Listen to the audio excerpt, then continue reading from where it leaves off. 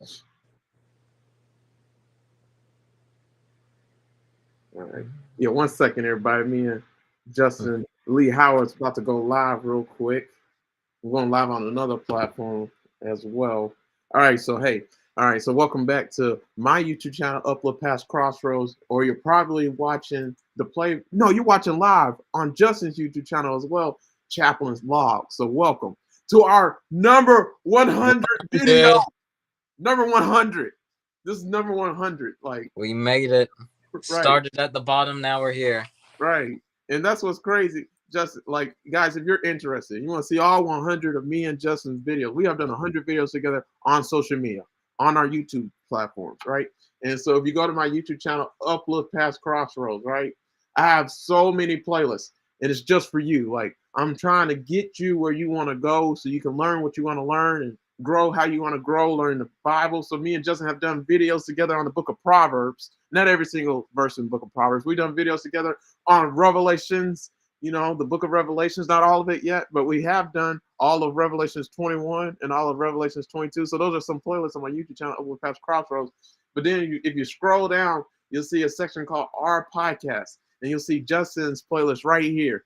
And so we have done 99 videos together, but this is video 100. Right? And so we do a lot of different videos. And so for today's video, we got a treat for you, right? So like I was trying to tell Justin, have you guys been seeing on social media that there's some people who read like scripture verses while they're on social media?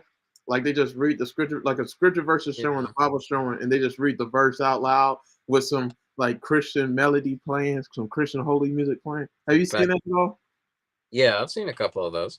Okay, so that's what people do on TikTok. There's a TikToker that does that, and like, oh, so it's a good number of them actually. And so she was reading Ecclesiastes chapter 12, right? And which is the verses we're going to cover today. It's Ecclesiastes 12 verses 1 through 4. I'm really focusing on just verse 1 and 4, but maybe Justin, you'll have something to say with verse 2 and 3. But she read Ecclesiastes 12 verses like 1 through 8 or something. Like she just read that whole section, and it was so profound when she read it. Like she was reading from the, I think she was reading from the New Living Translation Bible. So Ecclesiastes 12 verses 1 through 8, 1 through 9, something like that. And when she was reading it, man, it was so profound. I was like, oh my gosh, like it's like she was preaching. I was like, you know what, I'm gonna do a video on that. So, and then here goes my video lagging, but whatever, I don't care. All right, that's pretty cool though, because we mentioned before, like the Bible is a living source, so it does affect people in different ways. But yeah, definitely I do like the short clips of people reading it out loud. Sometimes it makes it just feel a little more alive. Yeah, so let's go ahead and read the verse out loud like they do, but then we're gonna break this verse down like crazy. They don't really break it down like that. So all right, so I'm gonna just read from this app called the Bible Gateway online. Right. Oh yeah, that's reason too. All right. Yeah. You said you're reading from that too? Yeah. All right. And it's probably too little, so let me make it a little bigger so y'all can see it. Oh yeah, that's really good. Because you guys are blind on the screens. I want you guys to make sure y'all see what y'all reading. I'm just kidding. The font's too little. All right. So this is Ecclesiastes chapter 12 verses 1 through 4. All right. All right. So this is what it says. It says, "Don't let the excitement of youth cause you to forget your Creator. Honor him in your youth before you grow old and say life is not pleasant anymore." I want you guys to remember that part, right? All right, so remember him before the light of the sun, moon, and stars is dim to your old eyes. Oh my goodness. And rain clouds continually darken your sky. Remember him before your legs, the guards of your house start to tremble, and before your shoulders, the strong men stoop. Remember him before your teeth, your remaining servants stop grinding, and before your eyes, the women looking through the windows see dimly. Remember him before the door to life's opportunity is closed, and the sound of work fades.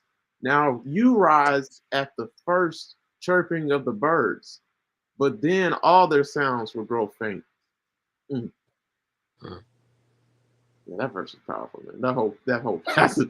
So like I said, you guys, I know you felt it, right? So when I first read it, I felt the same thing. Like I was like the first thing I saw. So I'm gonna ask everybody a question. What's the first thing you see with Ecclesiastes chapter 12? Like, what stands out to you the most? What touches you the most, right? So, Justin, you want to go ahead or you want me to go? Yeah, I can go. Okay. I like the so just for context, and I mentioned this to Sean before. I really like the book of Ecclesiastes because it's like the book of Proverbs always has like a bunch of wisdom, and it's like very applicable for your life. But like Ecclesiastes is also a book of wisdom, but it's from the perspective of a guy who's just like suffered like a long life. Like he's tried a little bit everything. He's received blessings from God. He's received like hardships of the world. So what hits me a lot from like this passage is like in verse 1, it just says like remember your creator. Like the very first sentence, that just hits me hard. It's like remember your creator. And for the first we're in chapter 12 now. For the first 11 chapters, Solomon, or they believe it's King Solomon who wrote this, is just saying like what's the point of all these things in life? It's and the Hebrew word is like hefel. The best translate and like translations will say like vanity or like other what were some other things? It's like vanity or like things that don't last in life. Basically a better translation though, and it doesn't translate well, is like smoke from a blown out candle. It's like Hefel. It's just like it's no longer there. It's the shadow of what once was there. So this guy's been talking about like how meaningless. Meaningless is like another popular translation of of Hefel. But it's like after he's found like so much is like meaningless in life, his his final his final word is to say remember God, remember like your creator. I think that's powerful because he's basically trying, this is like a warning to the youth, or warning, he's trying to use the wisdom he's built up for people who are still young, and he's warning people against the temptations of youth, of like diving in and finding satisfaction from what the world has to offer. But he found that like eventually you're going to look back on those years and say, well, that didn't bring me any fulfillment at all. Or as he said, I find no pleasure in them. So like what hits me the biggest part is like after all this, he says, remember God. And like I won't I'll stop there, but like it basically makes me think that God is the only thing that's able to give him satisfaction or fulfillment or purpose or drive in this world. Yeah. Now I was gonna let you keep talking because you know my video sucked, but um, yeah, I got a lot to say on this one.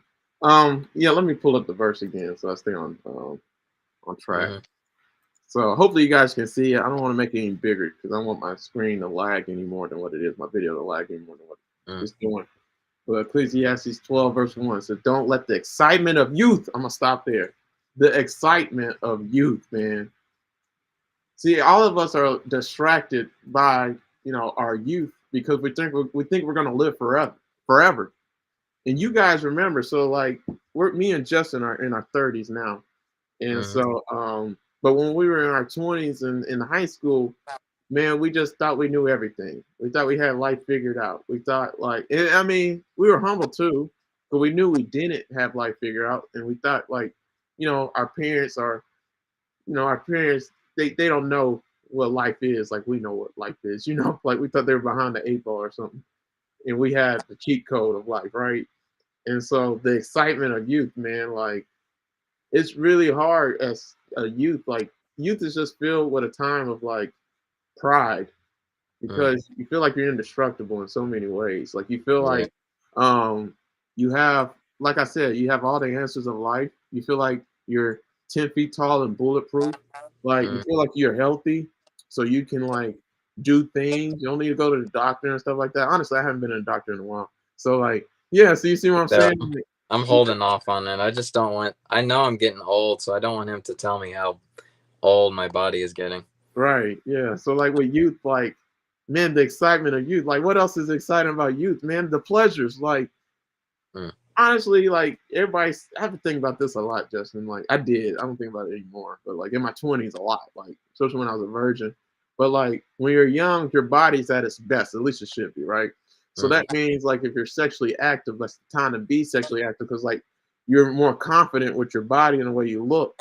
So like you could be naked mm, with anybody, you know what I'm saying? So like the excitement of youth, just from that, like your pleasures, right? Your sexual pleasures, your sexual drive, like the thrill of the chase or getting chased after, like for a woman. So like, yeah, man, those excitements, making more money grinding. Like, I mean, in your youth again, the excitement of youth, like getting more money, like me and Justin are on that level now. Like we're mm, investing, we're working, like we're trying to make multiple streams of income because in order to be a millionaire, you need at least several streams of income coming in. You can't just work one job. That's why most people aren't millionaires because they don't work multiple jobs. So that's the excitement of youth again. So while you're young, this is what all millionaires recommend. When you're young, you need to be working harder than ever before, grinding because you're not going to have that same drive, the same strength, the same testosterone that you have now in your youth while you're young to do it. You think you're gonna mm. be able to work like you could have worked back in your 20s when you're 80? No, you can't. Like you don't have that same Uh, strength, power, all those things, drive, energy. You're old. Like so, like you take advantage of your youth. So, like that's what this verse is talking about as well. So don't let the excitement of youth. See, there's a lot of excitement. See what I'm saying? So really, everything I just said is focusing on you, right? And that's how people. This verse is so powerful. Oh man, this verse is so powerful. So many people are focused on themselves. That's what this verse is talking about. Don't let mm, the excitement of you. See, most people who are young, they think about themselves. They only think about themselves. They only think about what they want. They only chase after what they want. They don't chase after what's best for their family. They mm, don't chase after what's best for their wife, their spouse, their husband. You know what I'm saying? They don't chase after what's best for their kids. How many deadbeat dads are there? How many uh people amen. who have children at a young age because you made a mistake and then you don't ever pay attention to the child? Like that's mind blowing to me. Like you don't never father them, you don't never mother them. Like you just give them up. Like I mean, Mm. the excitement of youth. Why? Because the excitement of youth. That's why. That's what this verse is talking about. It's so many ways that this verse, so many things that this verse is talking about. Like it says, don't let the excitement of youth. What does the excitement of youth do? Make you forget your creator? That's literally what the excitement of youth does. It causes us. It causes you, right? It don't cost nobody else. It causes you to forget your creator. Mm. Yeah, I'm gonna stop there. Just I know you got something after that, man. Like, unless you want me to keep going. No, yeah, I think it's and honestly, what you were saying makes me think of like is like a small clip from like God's Not Dead. Mm-hmm. And like through, and I know I've said this in a video before, but like one of the characters through a quick moment of clarity is saying like sometimes the devil puts us in a golden or gilded cage, and like we don't like he surrounds us with things that we just enjoy or temptations that we can't resist, and because we're like so comfortable in it, like we don't even think about escaping. And man, sometimes that can be youth as well. Like sometimes we are so distracted by what the world has to offer or our ability to like grab onto these things that we don't realize that uh, they're so transient, they're so short-lived. Mm-hmm. Like Solomon, who's grown like Solomon, he's probably reached old age even faster because he indulged in some of these things. He did not like honor his body, he didn't honor God. So I'm sure like his youth was even faster than it would have been if he had respected God. Mm-hmm. But we do like that is a very scary temptation, honestly, because we don't notice when we slip into it. Like the promises of this world are very scary because it makes it seem like we're happy for a while, but when you get older, like Solomon is saying, like these things are not the things that are going to bring us happiness. Yeah, they're fun. I don't want to be like, don't have fun, or like, oh, the people who are sinning, they're not having fun. I know they're having fun. Like, I'm not gonna kid myself, and it's okay to have fun. The danger, I think, is like finding your purpose or finding a what was the soul? What was the what was the like it? Oh, what was the Soul movie saying? Like your passions or Yeah, your drives. It's like people can have more than one purpose, but like you don't want to like hone in your purpose in life on these things that are so temporary. I think that's what Solomon is warning us against. right. Yeah, we got to focus on what really matters in life, like, Hmm. and and honestly, that differs for everybody. Like, Yeah. but not really, because this text is talking about what your main focus should be is to honor God, right? So I'm Yeah. going to spoil that part. So our main focus should be to honor God. That's not debatable. That's for everybody. That's 1 Corinthians 10:31. In whatever things you do, whether you eat, sleep, or drink, give glory and honor to God. That's for everybody, Mm. right? But even Paul talks about it with the book of Corinthians with me and Justin. We did Bible studies on 1 Corinthians, by the way. So check that out on my YouTube channel, Uplift past Crossroads. But yeah, with 1 Corinthians, Paul was talking about how you could do a lot of things in life. Like everything is of God. Everything comes from God, right? So you could do anything in life, but not Mm. everything's beneficial. Not everything Yeah. edifies. Not everything is really good to do, right? And then indulging too much in one specific thing is catastrophic and can Mm. leap over and ruin everything else, right? Yeah. For example, Steve Jobs is a perfect example. See, it's a price when it comes to be successful, and Steve Jobs' life is a testimony of that. If you do research on Steve Jobs, the founder. Well, he ain't the founder of Apple, I don't think, but like he Oh, helped Apple to get it to where it got to make it yeah. like a household name and stuff like that. You guys know Steve Jobs, and even like with Pixar, he got Pixar to where it is. He started. He Oh, didn't. did. Yeah, he didn't really start 3D animation, but he was like he brought it to the level that it is now, right? Mm. And without him, it would never got to that level. Especially Toy Story. He put his hands on the first Toy Story movie, so that's how Oh, you know, like where 3D animation came from, right? But like with Steve Jobs in his book, he said his biggest regret in life is just not spending as much time with his children and his mm. family as he should have, but mainly his children, right? So his children, like everybody else, we praise Steve Jobs, man. Steve Jobs successful, man. Mm. But like the people who knew him, man, he was mean, man. He was ruthless, man. He only cared about him. He didn't care about himself. He just cared about his businesses, Mm. right? So he forsake everything else just for the betterment of his businesses, just for the success of his businesses.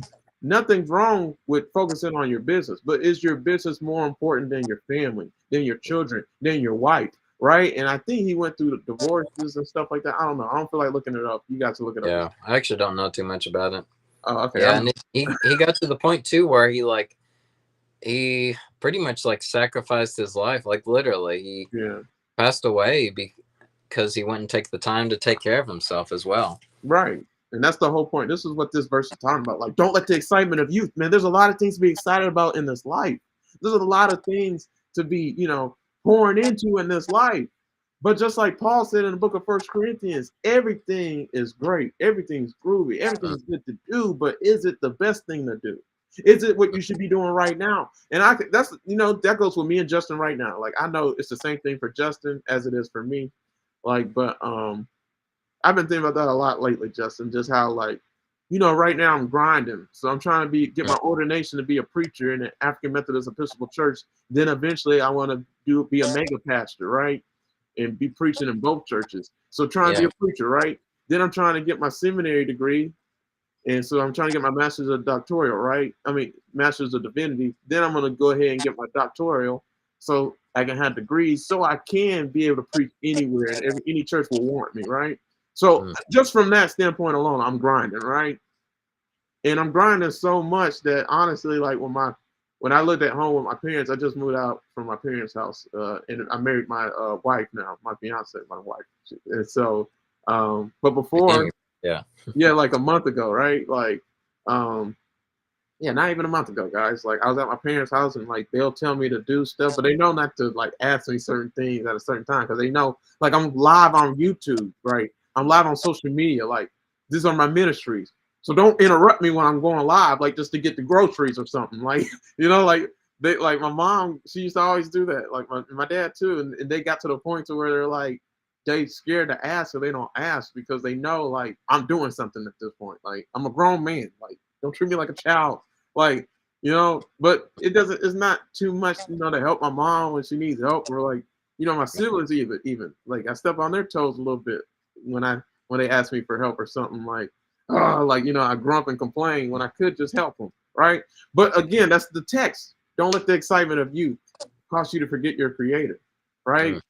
Don't let the excitement of you cause you to forget your wife, your family, your mother, your children. That's just from one standpoint. Like, let's talk about investing. Don't let the excitement of getting money cause you to lose what you have, Right. right? To pay the bills. You got bills to pay. You got children you got to feed. You got children. You got debt you got to get out of first. You know what I mean? Before you can, like, you got an emergency fund you got to build. There's so much stuff you got to do, right? You can't just focus on one thing. And that's literally what I'm learning in the ministry. Like, with trying to be a pastor and a minister and stuff like that, like, you have to really master managing time. You have to master, because so many things are going to pull you from left to right. So many things are vying for your time and needs your energy. Like, just this week coming up, I have a sermon I got to get ready for on Saturday in front of all preachers. I got to preach in front of all preachers, right? And I got to get critique from that. Then I got two final papers I got to write. That's like 12 pages each, so 24 pages each. Final, papers for my two seminary classes that I'm in. Then I got work. I work third shift Monday to Thursday. Like, I don't get sleep during that time period, obviously, right? So like, I just got a lot of stuff going on, right? So the excitement of youth, like, you can do anything. You got so many things on your plate. You got so many things that you can do because you're young, right? But don't let that forget, what's most important, what God really wants you to do. Because at the end of your life, God's going to ask you, and you're going to be judged by what you did. Mm. And did you listen to him? Did you do what was most important? That's the question. Are you doing what's most important? Or are you doing what's pleasant to you? What's pleasing to you? Are you living for yourself or are you living for God? And there's no gray area. You can say all you want if you're living for God, but if God don't think you're living for God, that's all that matters. So yeah, I got so much to say with that, Justin. Did you have anything else? Yeah, I'm trying to think because I've actually I don't have anything prepared for this, so I'm just gonna go on the fly. But I've been thinking lately about like ambition as well, Mm-hmm. and it's like what you were saying just made me think about it. And it's like I feel like ambition in itself is not necessarily bad, um, but it can easily be mutilated in a very terrible way. Like just look at I'll use the Harry Potter example because my nieces are into Harry Potter right now. Like Okay. for Slytherin, like my nieces asked like, why don't you just throw all the people who get into Slytherin into jail because they all are pretty much evil. But like one of their qualities is like ambition, and you make it it sounds like ambition is evil. Yeah. It's not necessarily evil, like it can be used to good, but the fact of the matter is it's very easy to fall into temptations or fall down to get lost in your own ambition. That's why it's so easy to like make villains of stories like super ambitious. Not because ambition is necessarily an evil trait or an evil virtue, but it's because it's so easy for it to be mutilated or misused by us. Mm-hmm. Oh, you got the is video working better after you took the green screen off? Yeah, that's what it is. It's always that, man. Oh, But okay, you whatever. just got had to be green for Slytherin, didn't you? Right. Is that what their colors are? I thought it was red or something black. I don't know. Uh, I have I to know think. that's. I think Slytherin's like it's a snake, so I think it's green and silver. I wouldn't know. I don't know. No. Yeah, it's been a Hocus while since I watched. Hocus Pocus. I don't. I always want to say what they be saying, like, 'cause I like it. Like Haunted on Sally South. Like, I don't know what Oh, they say. I don't even remember. It's like Avada Kedavra or something like that. It's But I like was all pretty these Latin words, right. Oh, but it's. But I do think like, but like, look at like Paul and Silas and Barnabas and uh Markle. I actually forgot what his name was. Like, look at them. Like they could not have traveled as far as they did without ambition. mhm. Like if you can channel ambition in a good way, like you can use it for like a purpose. You can use it for God. But when you use it for yourself, like if you use it for your own youth, if you forget where you came from, like that's always important. If you forget where you came from, like you can easily lose yourself. Like it is true that with Jesus, with New Testament, we're no longer bound by the law. We're no longer bound by tradition. But in the Old Testament, we have to remember, like, tradition and the law were important, not just because like God wanted us to like take care of ourselves, but because it taught us like where we came from. Like a lot of the law, a lot of the traditions was to remind people like they were slaves who were set free. It was to give thanks for that. And like the same thing with like any virtue, with like ambition especially, or like falling into temptations, or like indulging ourselves, is we forget where we came from and we only think about ourselves. Yeah. Like any virtue gets mutilated if we only use it for ourselves. It's like so limiting. And like we definitely live in a culture where it's all about me, me, me. Like that's the American dream. Like a lot of, man, so many international students come to the US because it's like you can make a name for yourself there, or it's like so much easier here because you can concentrate on yourself, you can concentrate on your ambitions. But man, I do feel like we're in an empire that's about to topple over. Right. Um, but yeah, what you were saying just made me think about what I was thinking about ambition this week. It's like it's like a knife or a scalpel, like a scalpel. Like put it in the hands of a surgeon, he can like perform like amazing surgery. Put it in the hands of a killer, he'll mass murder it. Like it's neutral. It just depends how you use it. Right. And it's really hard, like the excitement of youth, man. That part is so powerful. That man, that is true. Like You have so much energy as a youth. yeah, you have so much energy, and I want to say testosterone, and then I want to say like, Probably. what's no self control. That's what I want to say. Oh yeah. You know how I mean? Especially when you're really young. But that's because there's like stuff in your brain that ratios between risk and reward. Right. Like when you're younger, you are more willing to go for a risk, higher risks if it has higher rewards. But Mm-hmm. as you get older, like you get more stable. You take less risks for like more minimal rewards. But yeah, man, when you're a teenager and when you're young, you're willing to go like big risk, big rewards for sure. Right. Yeah, and that's the thing. That don't let the excitement of youth, man.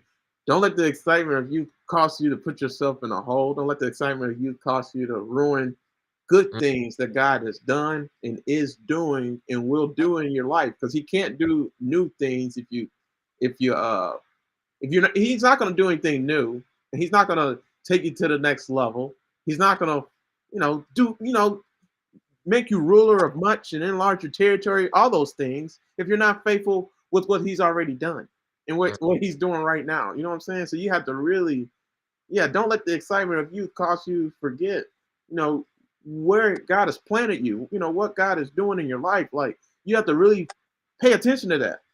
It's not something that you just know since you're born. And if you think you are one of those people, let's put you to the test real quick. Like, did you know what your purpose was at 5? And did you know what you were born to do when you were a baby? Did you all come out automatically out the womb just talking and like you are today? Like like you have to grow into it, right? And that's what the next part of verse 1 is talking about. Like this verse is so powerful, man.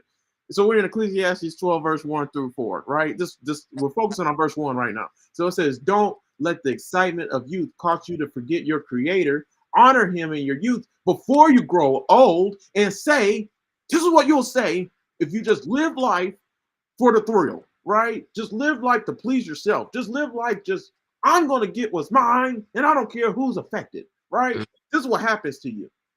Honor God in your youth before you grow old and say, life is not pleasant anymore. See, just like Justin was just saying, there's a risk and there's a reward in life.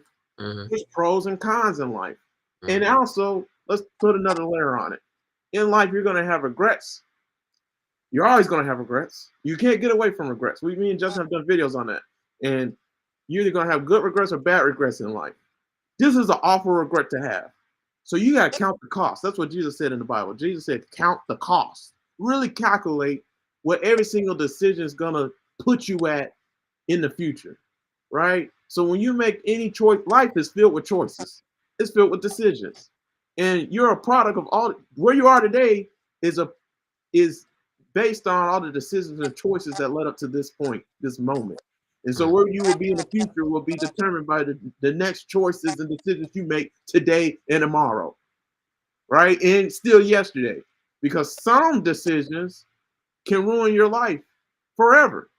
Like if you murdered 1,200 people, oh, that's too many. But you get what I'm saying. That's a lot. If you just murdered 2 or 1 person, it can ruin your life because you'll be in prison for life, right? So like one decision can literally change the whole trajectory of everything. That's just with one decision. So like we have to really calculate what we're doing in our youth, and that's not it's not even just youth. It's really just your time, right? Because everybody starts off young and starts off with time. Everybody has time on their hands. So what do you do with your time? And if you don't honor God with it, when you grow older, right? It's not even when you grow old. It's when you grow older. You're gonna figure out real quick, man, life is not pleasant to me anymore. Because you know what's gonna happen? You're gonna be put yourself in a situation you ain't never wanted to be in, you would never chose to be in, and you would never thought you could have ever been, right? You would never fathom you be in this situation, right? Which some of y'all are in. Actually, most people are in. Let's be real. Yeah. Because of one choice that you made in your youth, right? I know there's somebody right now. I wish I didn't marry that person. I should have really counted the cost, right? I wish I would have never had that child. Like I was not ready. See, don't let the excitement of you cause you to forget, your creator. God is not just God does stuff for a reason, right? And he has you here for a reason. So you have to walk in his purpose. You have to walk in his ways, right? You have to really figure out what it is what path God wants you to take. Because if you take a different path, which we're going to talk about with Psalms 1, if you take a path you want to take instead of what God wants you to take, you're going to say, at the end of the day, eventually, it's either here on the earth. I venture to say most people say it on the earth, but everybody's going to say it either in heaven or hell. But I'm mainly talking about people in hell. Like, it's gonna be awful. Like that's my worst nightmare, Justin. Like if I didn't live for God, right? And Yeah. then like if I went to hell, I'll be one of those people that say life is not pleasant anymore. Like, like this is what it led to. Hell, punishment, destruction, like ruin, and then perishing. Like not just for a season, not just temporarily, no, for eternity. Like, but even in life that could happen, right? You could perish in life on a daily basis just because of the choices you made, right? I know some people are perishing right now just from being in debt from credit cards. Like, well, why would you even spend money on a credit card? But nobody taught you that, right? So now life's not pleasant anymore, right? You didn't go to school. You figured out later on, or you majored in the wrong major in college, right? You partied and lived it up. And then what happened? You graduated. Now you're working at McDonald's and Walmart or places like that. Because let me put you guys on game real quick. If you're in college, on average, the people who graduate from college, like the average salary is $40,000. $40,000. Like that means you work at Walmart, Burger King, Target, pub, like places like that, right? So that means like, are you utilizing your major? That's a no. You're not utilizing major. You could have just knocked out of college for that. So now you're saying to yourself, life's not pleasant anymore. So this is what I'm saying. Like in life, if you're really, and I'm about that life. I'm just, I don't want to see if you agree, man. But like, if you're really doing what God wants you to do, I don't think you're going to be in a situation where you're going to say life is not pleasant to me anymore, because you're going to be exactly where God wants you to be at, and in places God wants you to be in. And you're going to be married and be around the people that God wants you to specifically be with and be around, right? But there's a cost for not doing things God's way, and the cost is life's not pleasant. Life's not going to be pleasant for you anymore. Like that, that part. Don't forget that part. Anymore. Like it could never get better. Like I mean, it could, because God is a God of second chances. Like every single day is a second chance. But you can put yourself in a hole where you don't get no second chances too, right? So yeah, go ahead, Justin. Man, first one's so good, man. I was thinking too, like I'm reading through the book of Job with my wife right now too. And I will say there are some instances too where it's like you can follow God, but things are still terrible. And man, That's pretty much like the entirety of Job and Ecclesiastes. It's just talking about how like terrible life is. Hmm. But I will say, like, sometimes even following God can be a struggle. And it's not because God is an unjust or unfair God. It's just because we do live in a broken world where, like, we can't fathom God's justice. We can't fathom like the plan that God has. And because of that, there are going to be areas in our life where we just suffer or we're going to struggle. The problem is we live in a culture now where instead of looking for like what's good for us in the long run, or what will like save our eternal soul, and help us finish the marathon, we are like a microwave. We're in a microwave culture where we have to have something now. We just set it for 30 seconds and get results instantly. So when life gets tough, like we always fall into that temptation of making it easier for ourselves. And it can that can be seen through like divorces. If things get too hard, then we divorce instead of seeking like the healing power of God. Like obviously the healing power of God is going to take time because it's a process. But divorces, you can just cut out the problem right away, supposedly. But then you're suffering like the trust issues or the financial difficulties of a divorce. Like that's a short-term solution with long-term problems right there. Or like abortions as well. And I'm not trying like the like the abortion would be like an easy way out. Or but you have those long-term consequences of like your body's never going to be the same. You have that emotional detachment that they're finding out that women have when they have abortions, or your emotions become calloused in order to survive something like that, instead of again like the healing power of God. Hmm. It's just I don't know. That's what Ecclesiastes is trying to warn against. Is like things may seem great for a short while, but we have to remember there are long term consequences that, as Sean said, we can't run away from. But God's way, although it's long, although it's like sometimes we'll struggle. Like look at Joseph who's stuck in jail for 2 years, or the people who escaped from Egypt who were in the desert for 40 years. Like they were also not in a good place, but they had the power of God with them. They were able to get through their situations because God was on their side. And that's the long-term solution that Solomon's trying to say is like once you get old, you can like look back and say, I remember my creator. I remember the God who was with me through all of these things, instead of reaching the end of your life and just being miserable. Like no one reaches the end of their life and think, man, I really wish I spent more time in the office. No, it's like they always wish they spent time with like family and stuff. Yeah. So it's like we always have, obviously I don't, if you're young, like I don't want you to like give up your energy or give up your ambition. We just want you to like figure out where is that being directed to. Like don't direct it towards selfish things that have like long-term consequences. You know what? I should have titled the video, "Don't Let Your Future You Hate You." You seen Oh, that commercial? that that's a good title, man. I wish we had come up with that. Yeah, we missed out on that one. See, that's why we should just talk out the videos like this, and then Yeah. I mean, but that's too good. I don't want to talk it out like that, and then the video is dull. You know, it's not hitting nothing like we were hitting. But like, yeah, guys, like there's a commercial. I don't know who it is. It's the old people commercial, and the whole slogan is like, "Don't let your future you hate you." And like, in life is so short. Justin, you were saying that at the very beginning of the video. Like, life is like a vapor. Like Yeah. it goes by like this. It's a vapor. How long Mhm. does it take for a vapor to vanish? Right? Or smoke even. So like, yeah, like the Bible is literally a guideline. It's a map.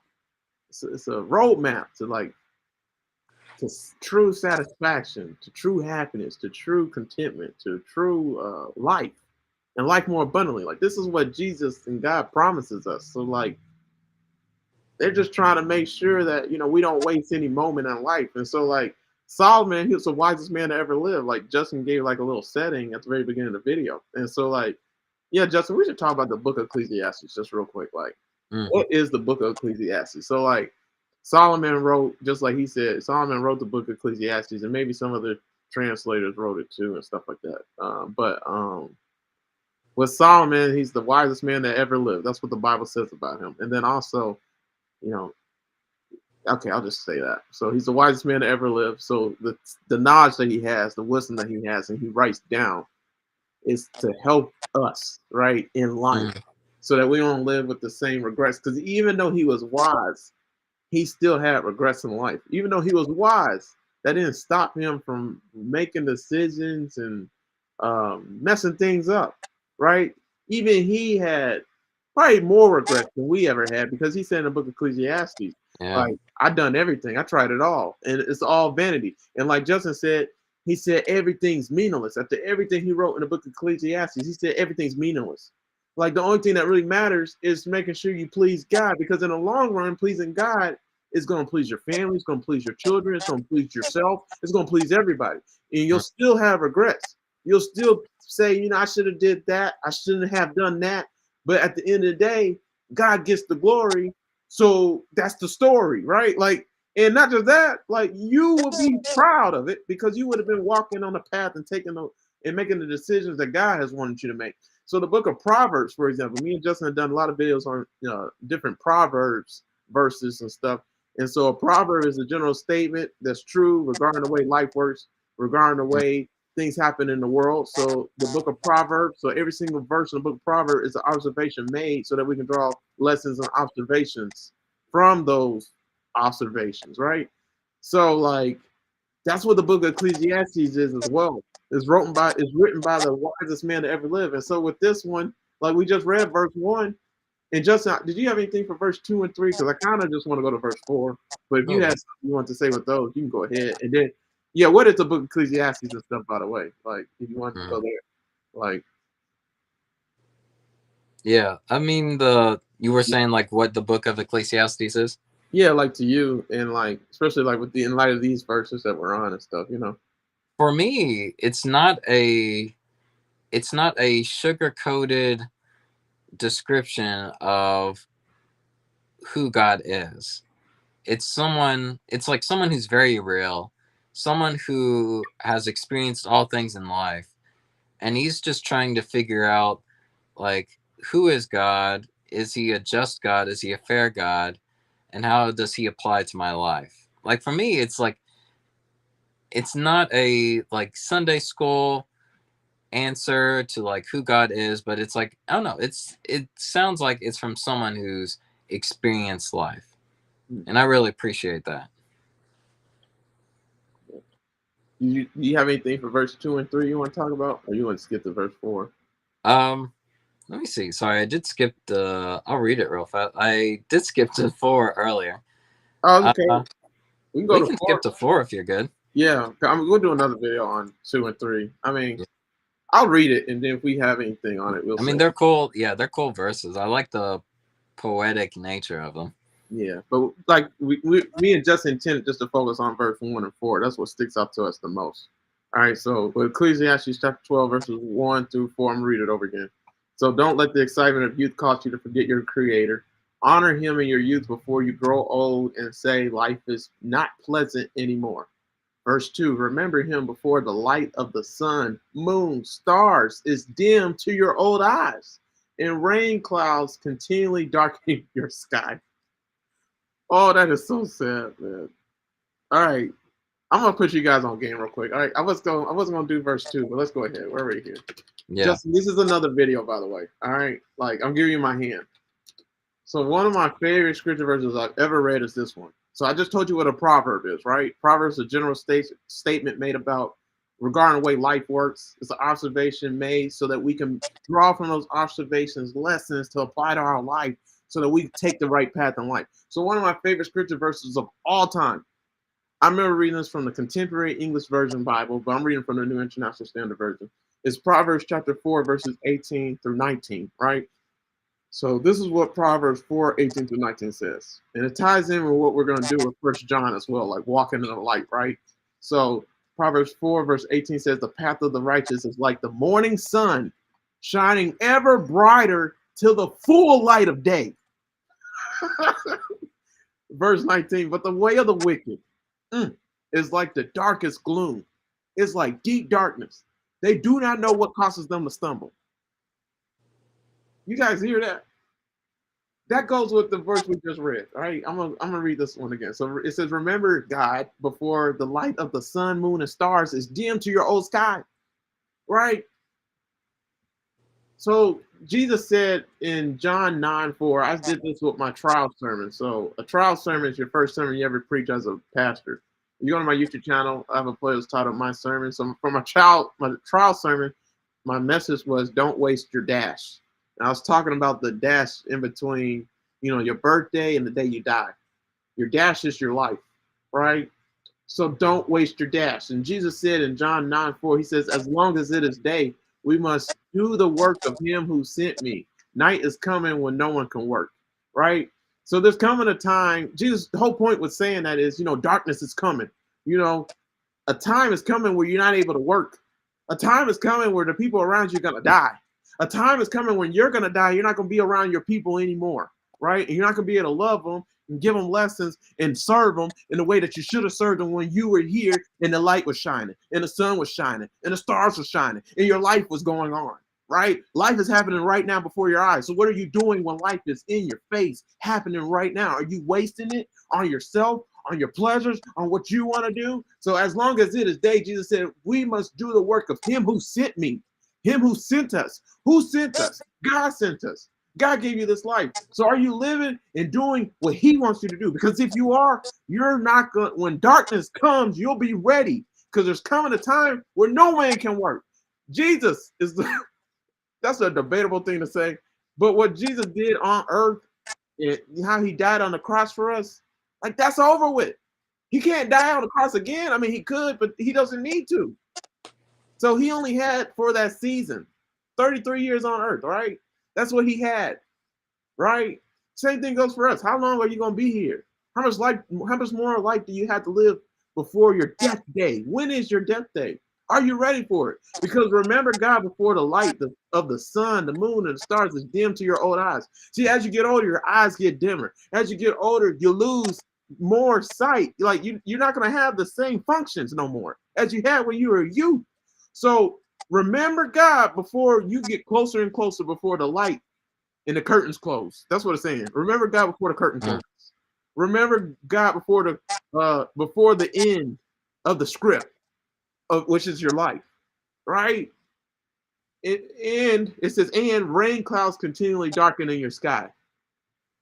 Darkness is coming, man. Night is coming where no man can work, right? So in saying that, man, like when we die, it's dark. We're sleeping, right? You're not gonna be able to wake up. so, so It's that's what very this verse is dark. talking about, right? Yeah, verse 2 is so good, man. I just came up with that, honestly, Justin. Like, did you have anything with 2 or you want me to keep going? Yeah, I do like how it's basically representing like periods in our life. Like some parts of our life are going to shine, some parts in our life are going to be shadowed.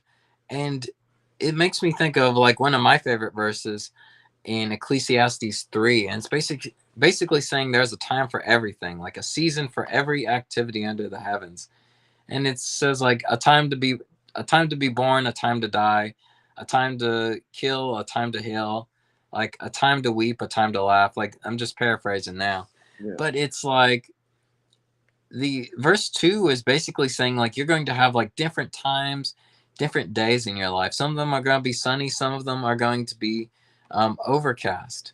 But like in all those days, like we need to prepare ourselves as well. Like on the sunny days, we need to prepare for when it rains. Like we can't wait for the rainy days to like suddenly pack up and like run inside. No, we have to like be ready for all of those. And like when dark times hit, we have to prepare ourselves while it's lit. Like when the world is turning against us or when we hit hard times, we need to prepare ourselves with God by our side, so that we aren't blindsided And I think, I don't know, I do like verse 2 here just because it relates to one of my favorite verses in chapter 3, where there's just a time for everything. And especially like in our youth, like it sounds counterintuitive, but like we use our time in our youth to prepare for getting old or to prepare for eternity. There's some good stuff in here. Mm. Let's see what we got, verse 3, man. All right, so verse 3, Ecclesiastes 12, remember him before your legs, the guards of your house, start to tremble. And before your shoulders, the strong men stoop. Remember him before your teeth, your few remaining servants stop grinding. Before your eyes, the women looking through the windows see dimly. All right, so I'm going to go to verse 4. Unless, Justin, you got something for verse 3. I don't really. No, I feel like 3 and 4 kind of tie together. Yeah, all right, so verse 4. Remember him before the door to life's opportunity is closed and the sound of work fades. Now you rise at the first chirping of the birds, but then all their sounds will grow faint. So that last part's so good. That ties in what we were saying. As you get older, you're not going to be able to walk like you used to. So that's verse 3. Your legs are going to start trembling, right? So your legs, right? And then it says your eyes are going to grow dim. So like everything's going to become darker. Like you're getting closer to just seeing pitch darkness. So that was verse 2. So verse 4 is saying now you rise at the first chirping of the birds. So you can hear the birds chirping, but your ears are starting to become deaf. So they're starting to grow faint. Like that sound ain't as loud as it used to be. As a matter of fact, you may not hear it no more because you're deaf. So you need a hearing aid, like some people, right? So we need to remember God, right? Verse 4, before the doors to life's opportunities. All right. I want you guys to get that. Before the doors of life opportunity is closed. Oh my goodness. And the sound of work fades. The sound of work fades. All right. So I say this all the time on my YouTube channel, but we can't waste our youth. So the excitement of youth has to be we can't waste the excitement of youth. I want to stop there and say that. But then I also want to say we have to make sure that we point the excitement of youth in the right direction. And we really don't waste it while we have it, because you're not going to have it forever. And I say that all the time on our YouTube channel when it comes to sports. Like, this is why I love sports so much. Basketball is my favorite sport. I like the way they do up and down the court. I keep it so fresh on the microphone. All right. But like, I love basketball, man. Kobe Bryant's my favorite basketball player of all time. But what I learned from sports is like, you only have so long to play basketball. You only have so long to play football. Like, you're not going to be. Football and basketball are young man's games. You don't see a 60-year-old in the NBA. Their bodies could not handle a young man's body, pounding them, hitting on them, all those things. The grind, the toil, like 82 games, a whole year worth. Like, you playing a whole year, like they can't take that. It's too much, right? So like, you have to do it while you can, right? So I tell kids all the time, like, if you're playing basketball in high school right now or in middle school, you better utilize it while you got it, because like you're not gonna be able to play forever. Even if you make it to the NBA, even if you make it to the NFL, like you probably play till you're 30, you probably play till you're 36. But what if you live to be 95? Like that stint of playing sports is really, it's a small window, right? And that's what verse 4 says. Verse 4 says, remember God before the window of opportunity closes, right? Before the moment closes.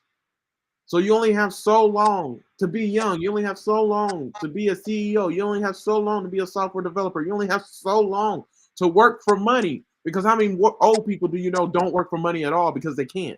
Because they're disabled or something. Because they're not able to work. Right? So you have to utilize this moment while you have it, because the Lord giveth and the Lord taketh away. And to those who are faithful with little, much more will be given to them. But to those who are not faithful with little, even what little they have will be taken away from them. But when you get older, you just lose things. It's just inevitable. You can't hold on to everything. Life is all about losing, right? You can't hold on to everything in life. You won't be able to take everything you got in life with you to the grave. Matter of fact, you can't take anything, right? So you got to learn how to let go of things in life.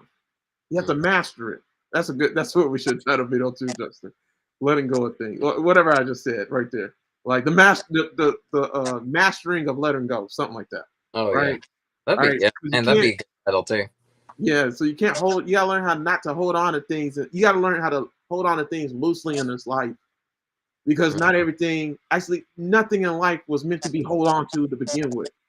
But what is meant to be hold on to are things that's going to last for eternity. What is to be meant to hold on to are the things that um, echo throughout all eternity and will affect other people's lives, impact other people's lives, and God will be seen through it. You guys get what I'm saying? So, like for example, like showing your kids love, introducing them to Christ. That leads to like that makes you live forever. So that's the good thing. See, me and Justin, we're about to have kids, right? Both of our wives are pregnant. Yeah. So the good thing about it is, for me, Justin, is like once Maya has a baby, if I die or something and I have 6 kids, like they could live for me. I can't live forever, Mm. but my kids can live for me even after I die because at least a piece of me is still here. So I Mm. need to train them up to and pass the baton to them, just like in track. I run and ride my race, right? But I'm training my kids and showing them how to run their race, not mine.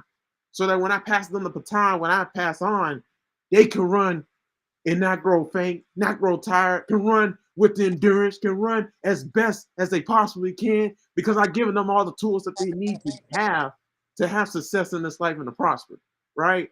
I've given them Christ. And Jesus is all they need to have success, right? So, like, that's my job as a father, right? As a husband, right? To pass that baton. Because remember, God, before the door to life's opportunity is closed. The door is gonna close. Everybody faces death. Nobody is at the top forever. Michael Jordan even could not play forever. And will he always be number one? Will somebody take that throne from him? Because what's funny is like what's in the now and what's happening right now is always bigger than the past to us. Because we don't know the people from our past. You know what I'm saying? So like, even Billy Graham, who knows Billy Graham in today's time period? Like to us, he's off the chain, but to somebody else, like a kid, he ain't that bad. Like he's just another preacher like John Edwards or somebody, Even Jonathan Edwards. Me and Justin talked about that before. Like some Beyonce is hot right now, right? Kanye West even Oh is yeah. hot right now. Like, but when 200, 400 years pass by, 1,000 years even, especially, it don't even take that long. Like they're just gonna be another name. Like their name ain't gonna be that great. The only Mhm. name that's that great is Jesus. But Yeah. like man's name fades over time, right? So you have to utilize your life, your opportunity while you're here right now, Mm. because like this is when it's most effective. It's not as effective when you die, right? Unless you just live that greatly. But even then, it still fades because you're not Jesus, you're not God. Only His name echoes like that. You see what I'm saying? Just man, go ahead, man. I'm talking forever, man. But it's just so much. No, you're good. And that's like I guess like man, I guess let's talk kids since you brought it up too, since we're both gonna be dads pretty soon. All right. But it's like yeah, you have to think about like what legacy you want to leave behind. Like since you were talking musicians, like I remember like the Beatles said they're bigger than Jesus. Like years ago. Yeah, they were in an interview. Lots of people got mad about that. I forgot which one said it. But it's like, yeah, they were amazing. Like I love the Beatles songs. But man, look at like the problems they had and the breakup they had, and it wasn't like pretty. And now I think only like one Beatle is left right now, right? Or Mm. is Paul McCartney? Anyway. Um, but it's like you have to think about what legacy you want to leave behind too. Like, yeah, all those basketball players and like musicians, they're like they're treated as like the epitome of society. We've talked about this before. Celebrities are big in our minds, Yeah. but like, is their name going to like last? Like, they're all going to go to the same place that we do. They're going to go to the ground. Like, we're all going to become just dust in the wind. So we have to remember like what kind of legacy do we want to leave behind? Like a legacy that we can't even use after we pass away, or a legacy that's attached to a kingdom that's going to like last forever. Dang. Yeah. Yeah. uh it's man, I just think a lot about it though, because like with my daughter coming soon, like I always think like what do I want to bestow to her as well. and I want to have a good balance because I don't want to live vicariously through her. Like, um, I don't know what's that show, Dance Moms, where it's like the moms are just trying to like puff up their kids so that they do well, so then the moms look good or something. I don't know. I hate that show, but it's like you want to give them enough of their own life, their own autonomy to like make their choices, but you want to like create a good foundation for them. You want a foundation that's eternal for them. And then they find their place from there. Because again, whatever gift my daughter has, or whatever gift like Sean's kid has, like I'm sure it'll be an amazing gift. I'm sure like God's going to give them something that not a lot of people can do. But like that doesn't even matter depending on like how they use it. Like if they use it for their own selfish reasons, they'll like it'll like it'll shine for maybe like a few years and then like fizzle out afterwards, and it's like that was just a part of their life, that was something that was fun, and then it's over. Or they could use it for something that's going to last forever, and like I really hope it's the second one. Yeah. But it's I guess that's what I want to bestow, is like not necessarily like a piece of me and them. I want them to like, I want to bestow on them the same foundation God gave me. I want to give to my kid too, so that way it lives forever, and then it can be passed down to their kids and so forth. Yeah. Yeah. It's just so much, man. Like, yeah, I want to read that verse again, and then we're done. And Jesse, you Mm. got something else? You can go ahead and say it. So, Oh, that's a good place. yeah, so Ecclesiastes 12 verse 4. We're ending the video. We did a video on Ecclesiastes 12 verses 1 through 4, and we titled the video "Don't Waste Your Youth." Mm. But honestly, like, don't waste don't waste your life. Like, life is so temporary. It's so short. It's fading away. And every single day is fading away. And that's what verse 4, that's what all these verses is talking about with Ecclesiastes 12, 1 through 4. But especially this part with verse 4. It says, remember God before the door to life's opportunity is closed, and the sound of work fades. Life is fading away. Just like Jesus said in John 4, 9:4, what I read earlier, like, you know, a day is coming when no one can work, right? At daytime, everybody can work and plow. But at nighttime's coming, in that time, you're not gonna be able to work. You're not gonna be able to do anything. Mm. So the work that Jesus is talking about is God's work. Mm. Like, the harvest is plentiful, but the workers are few. So are you working for God or are you working for yourself? Because Mm. like, working for God, it takes work. It's not easy. And honestly, when you're working for God in your life, your family is your first ministry, right? And doing that work is the hardest work ever. Like, Mm. that's what I'm saying. Like, being the husband that my wife needs, like, Mm. that's the most important work. But honestly, that work could be put on the back burner if I put my ministry ahead of that, which I should never do that, right? But it's easy to do because I'm familiar with her, I'm comfortable with her, but that's what God gave me, right? And so that's the whole point with verse 1. Verse 1 says, don't let the excitement of youth cause you to forget your creator, right? So don't let the excitement of youth cause you to miss life's opportunities that are right in front of you, to love the person that you should have loved, to like be Mm. the man you should have been, to be in the places you should have been at when you Mm. had the opportunity, right? And that's in so many levels, so many ways. And the sound of work is fading as you get older. It's fading. Your knees will start to tremble. Your legs will start to tremble. Your shoulders will start to, go down and low as you get older. It's either that or the curtains close and it's pitch darkness and you die. But either way it goes, it's fading away. So the question is, what are you gonna do with this moment? You got one shining moment, like the song. It's a song, one shining moment. Like, it was on college basketball. It was a college basketball game, one shining moment. Do you know Okay. that song? Like, I it's probably think so. okay. It's a weird. It's nothing catchy, but it's catchy, but it's a stupid song. But like, it goes with college basketball, so like, it's Okay. nostalgia behind it. That's the word I want to use. So like, but yeah, you guys get it, man. Like, don't waste your youth, man. Don't waste this moment. You only And that's what I want to say with verse 4 too. I want to really say that. It says, remember God before the door to life's opportunity is closed. Like in life, you have closed doors and you have open doors.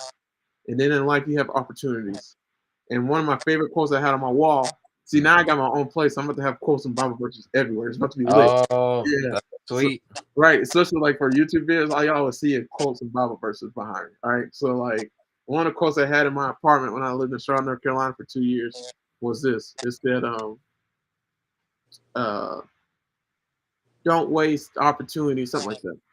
Because opportunities, how did it say it? I want to say it exactly how it said it, but opportunities must be seized in a lifetime of opportunity. Okay, yeah, I'm just gonna say it. All right, so opportunities must be seized in the lifetime of an opportunity because opportunities don't last for a lifetime. So you have to seize it in a lifetime of an opportunity. So just like trouble don't last always, opportunities don't last either, right? So opportunities don't last. You have to seize it in the moment while it's here. Mm, Otherwise, you're mm, not going to get either the opportunity's never going to come back again, or it's going to come back again and you may miss it again.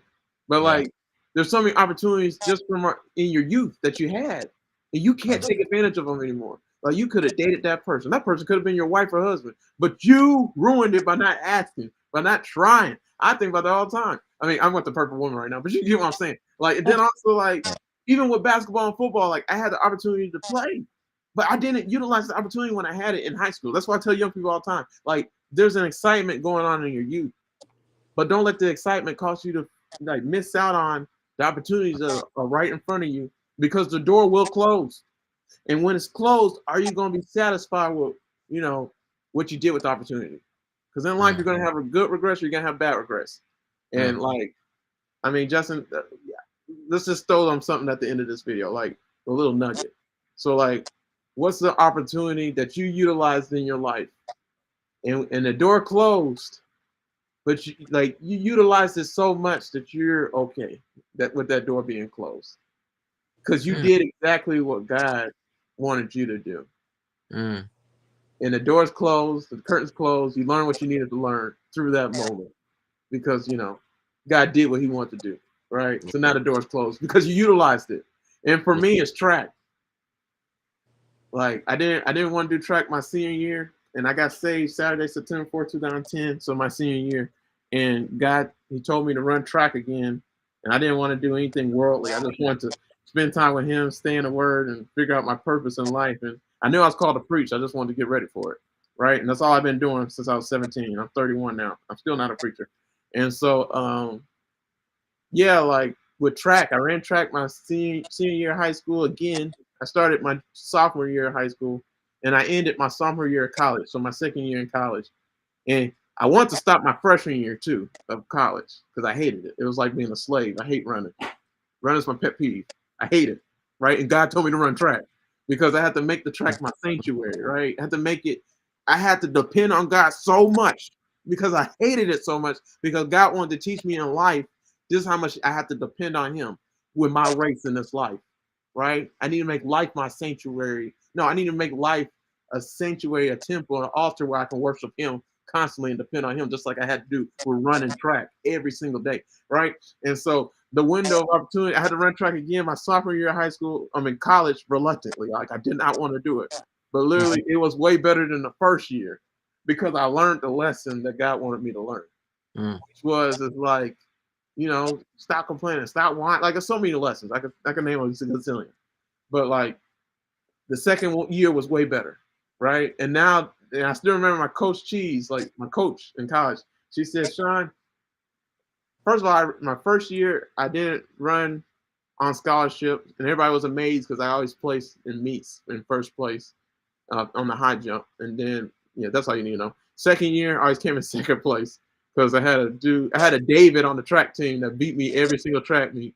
But my very last track meet, I beat him because I told him when it hurts him the most, God's gonna bless me with beating you, which that needs to be a video mm, because he told me he was bragging in my face, saying like, Sean, why are you telling me what to do? Why are you saying anything to me? I was just trying to help him. And I humbled him. I said, when it hurts you the most, God's gonna bless me with beating you. It was my very last track meet.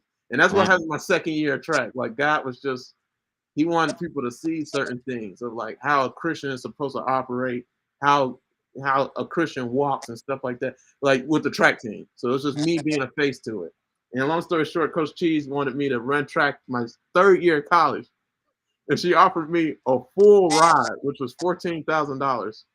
And I had to tell her like, you know, it's done. The curtain's closed. Like God, he said I don't have to do it again. And even if I did do it again, I don't have it in me to do it again because God is done with it.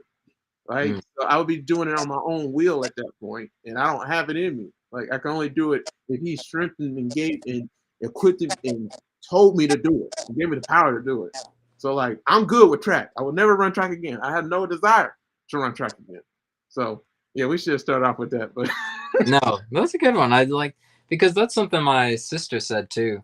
yeah. Is she has two kids. It's funny because she and my brother are on opposite sides of the spectrum on having kids. My brother wonders why you would waste money on like someone other than yourself. Oh my My goodness. sister loves her kids, but she was saying like she had a good counter argument of like people who say like, oh, why do you want to like have kids and like not be able to like have much freedom or money anymore? And she was saying like, yeah, some opportunities and doors close when you become a parent, but so many others open up as well. Mm, And I think we have to appreciate, yeah, it's like we're going to lose opportunities and hopefully you took advantage of them like Sean was saying. But if you don't, like be on the lookout for more opportunities too. Like if you do not put yourself out there, like you're going to miss some opportunities. If you're lamenting about the opportunities you missed in your youth, like you're just going to have like regret and miss out on the ones that you can have. dang, good stuff right there. Hmm. Wait, what a video. Way Yeah, back with it's that. good. Would you say this is a 100th video worthy? Yeah, for sure. Yeah, I like like I it. said, guys, this is our 100th video. This is basically just a video telling you that Sean and I are getting old. Don't Right, waste your youth like us. right. Yeah, hopefully, my biggest thing is like you may have wasted your youth, but don't waste your 30s, don't waste your 20s, don't waste your Oh 40s. yeah, there's still plenty to do for sure. So that's what me and Justin are right now. But guys, you know the drill. Like me and Justin, we're streaming live on our social media platforms right now. So let me show you my platforms, and I'm gonna show you Justin. But let me start with Justin, so I always do mine first. So here goes Justin's YouTube channel. His YouTube channel is Chaplain's Love. So make sure to subscribe to his YouTube channel, and after you subscribe, click the bell. That means you're turning on a post notification, right? So you're notified anytime he uploads another video. And make sure when you watch, make sure to watch every single video, please. Right? And then like and comment. If you do not like and comment, you are doing us a disservice. We need you to do that, please. And then share the videos. Tell other people about our social media platforms. So that's Justin's YouTube channel. And this is his Facebook page, Justin Lee Howell. So make sure to send him a DM or send me a DM on my Facebook page, Sean Christopher Jenkins. And if you got any questions, just send us a DM on our Facebook pages and we'll get back to you. But we'll do a video on the question that you asked so we can really talk out your question thoroughly and you can get like 1,000 answers for your one question. So on my YouTube channel is Uplift Past Crossroads. I'm also on every podcast platform. So let me pull up all my social media platforms. So here they are right here. So I'm on every podcast platform you can think of: Spotify, Apple Music, Apple Podcasts, Google Chromecast, you name it, Anchor. So yeah, check me out on Uplift Past Crossroads, right? And then my Facebook and LinkedIn is Sean Christopher Jenkins. My Twitter or my X page, Snap, Instagram, TikTok, Threads, Trouble Don't Last. My other Instagram page, my_Daily_Bible, and my Tumblr page, Trouble Don't Last #1. So just Trouble Don't Last. Just think about that, all right? And then for this video specifically, we talked about a lot. So on my YouTube channel, like I said, I have a whole lot of playlists. So one of the playlists, check out my playlist with Justin, right? So this was our 100th video. You got a 99 more videos to watch. We're about to do 101. So like, yeah, check that out. Me and Justin's videos are awesome. You can learn a lot from them, and you will get closer to God. Trust me. And so we and Justin have done videos on the book of Proverbs, right? So check out that playlist. We've done videos on the book of Ecclesiastes 12. So check that out if you want to get more lessons and learn more about just what Ecclesiastes 12 is talking about.